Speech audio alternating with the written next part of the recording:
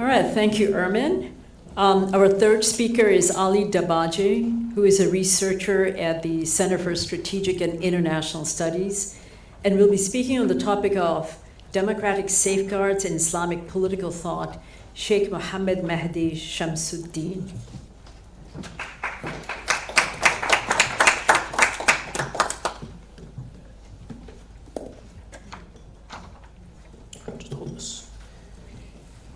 So we're going to move to the world of political theory and Islamic jurisprudence now. And oftentimes in these spaces, the discussions end up being very Sunni-centric.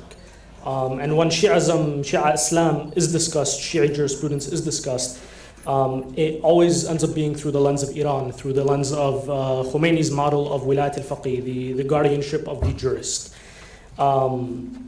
But to understand Shi'ism is to understand it as its entirety and the multiple perspectives that come from it. And this is especially relevant now, given that in certain portions of what you would call the Shia world, in Lebanon, for example, there's a systematic generalization of the Shia as of now. In Bahrain, you've seen a lot of targeting of Shia scholars. In the UAE, about 50,000 Pakistani Shia have been deported recently. But there are Shi'i thinkers that present different ideas to kind of differentiate this Iran-aligned and the Shia-aligned thinking that even some American politicians have uttered. And one of those thinkers is Ayatollah Shaykh Muḥammad Mahdī Shams, who has a framework that speaks directly to some of the problems in democratic societies that we see today, both in his home country of Lebanon and abroad. And I know that a lot of this work is my reconstruction of Shaykh Shamsuddin's primary texts, in addition to various conversations with senior Shi'i clerics and members of his family. A little bit on who Shaykh Muḥammad Mahdī Shams was. A Lebanese Shi'i jurist born in Najaf, Iraq, where he would study in the seminary there under some of the grandest jurists of the 20th century. He would die in Lebanon in 2001. He would return to Lebanon in 1969, where he would be a partner and work directly with Sayyid Musa Sadr, who you all are probably familiar with due to Fuad Ajami's very famous book. If you want to think of Sayyid Sadr as the political and social face of the deprived movement of the Shia, Shaykh Muḥammad Mahdī Shams was the public intellectual, the thinker behind those ideas of coexistence and pluralism. And after Sayyid Musa's disappearance in 1978, Shaykh Shamsuddin would lead the Islamic Shi'i Supreme Council as its president and continue the initiatives of pluralism and coexistence that Sayyid Sadr would propagate. And at this time, Shamsuddin was faced with a Lebanon at its breaking point. Israeli occupation of the south, the rise of Hezbollah through Iran, intervention from Syria, from the United States, from the Soviet Union, the civil war, sectarian fragmentation across the board.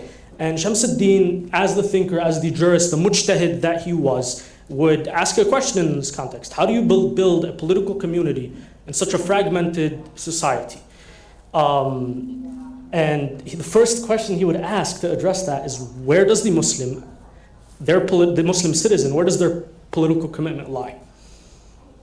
We see in the modern day, certain Muslim communities across the world may glorify the great days of the empires, the golden age of the Umayyads and the Abbasids, and the great era of the Ottomans, and the desire to return to Islamic empire. Shamsuddin pushes back on this a little bit. And he actually says that there's another path. There isn't a need to think from that mindset. And he starts by distinguishing two types of ummah, right? Where we usually think of ummah as the transnational, social, religious community of the Muslims.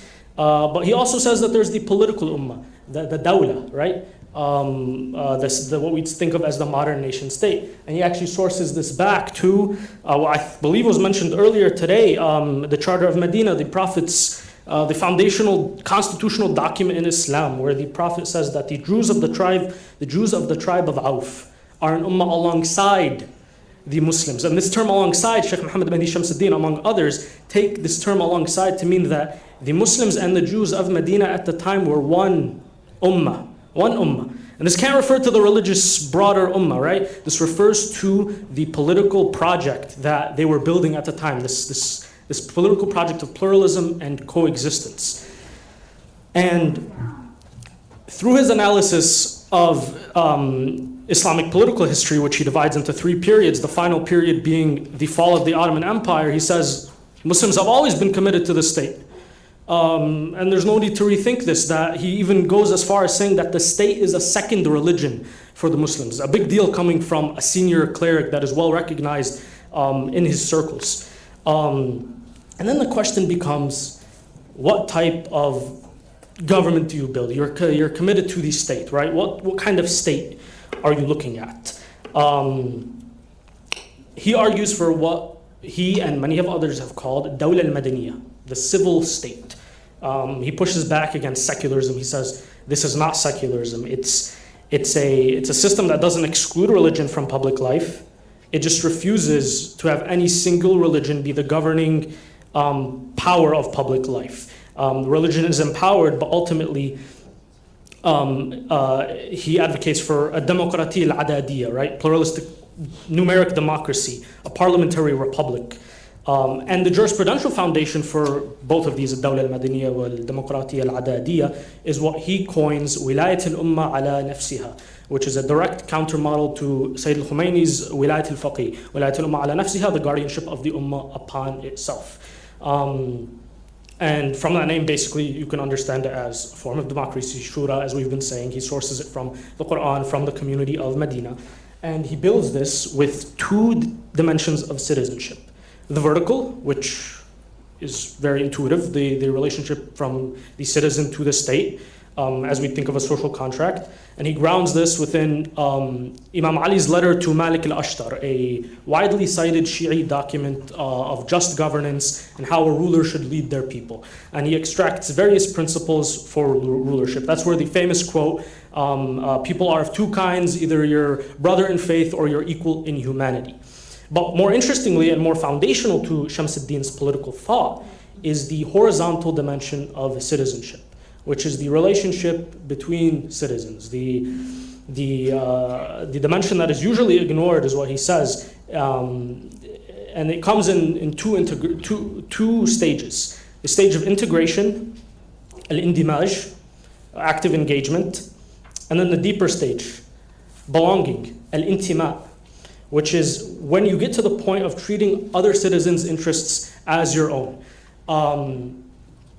For his vision in Lebanon, he would continuously say, my dream is that the Muslim prioritizes the interests of the Christian and vice versa. And it's crucial to note that for him, the horizontal again was primary. If the citizens see each other as legitimate partners, if citizens can't see themselves as legitimate partners, they can't collectively identify just rulership. And he kind of, the fall of this type of system is, he says, when citizens become lethargic, and this idea of lethargicism, including a lack of civic awareness, a lack of public engagement, prioritization of identity politics. This is what he says, when citizens become lethargic, the state as a whole becomes easily abused and driven by its rulers. And his diagnosis for this problem is the rebuilding of this horizontal relationship through the practice of integration, civic awareness, mindfulness of how you practice and appear to others, and a relentless opposition to identity-based politics that he would see in Lebanon. And this question speaks directly to the United States today, where you see identity has become lines of political parties. And many democratic scholars 20 years after Shams ad-Din have identified this issue as the primary thing of how democracies die. If you guys are familiar with the book by Stephen Levitsky and Daniel Ziblatt. And I'll wrap up with a quote that Shams ad-Din would say on his deathbed to these are some of his initiatives, various initiatives that I didn't get to, but I advise my sons and brothers, the Imami Shia, in every land of their residence and every society they belong to integrate themselves fully into their peoples, their societies, and their homelands. They must not distinguish themselves with any special separation, nor should they invent for themselves a distinct project that separates them from others. The fundamental principle in Islam, and the principle confirmed by the infallible Ahlul Bayt, is the unity of the state. Unity of the state necessitates unity of interest, and unity of the state requires integration and avoidance of separation. Thank you.